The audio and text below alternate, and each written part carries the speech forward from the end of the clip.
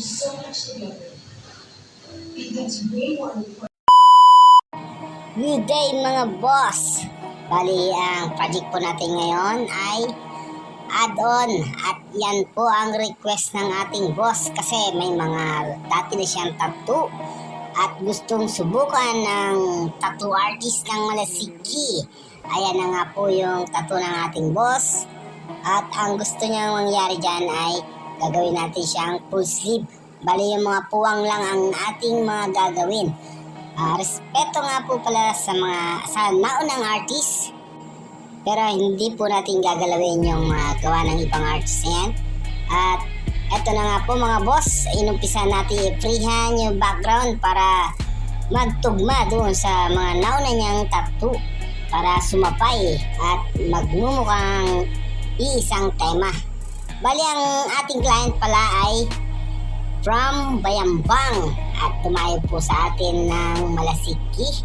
Maraming salamat boss. Isa po siyang seaman kaya yung design niya is related sa kanyang trabaho. At ayan na nga po mga boss, inumpisahan na po natin. Bali, may mga design siyang binigay sa atin at tayo na raw po ang bahalang mag-arrange or mag-ayos para bumagay doon sa mga nauna niyang tattoo. Alright mga boss, let's do this!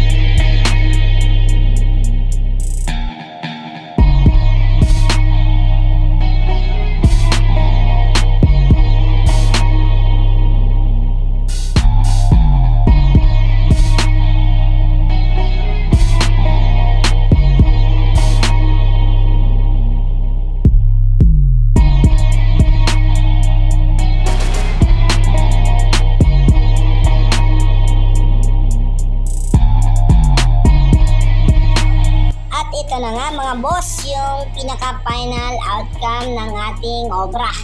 Bali, yung mga bakante lang yung ating nilagyan at yung dati niyang tattoo ay hindi natin ginalaw kasi ang gusto ng ating boss ay dudugtungan lang yung mga dati niyang tattoo para maging full sleeve.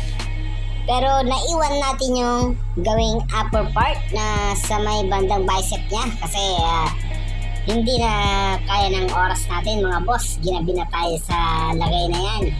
Pag-iisipan pa daw ng ating boss kung ano yung ilalagay niya sa may bicep niya sa inner part ng sleeve para mabuo yung full sleeve niya. Alright, maraming salamat sa pagtitiwala boss. At muli, Creative Ink Tattoo and Body Piercing. Maraming salamat!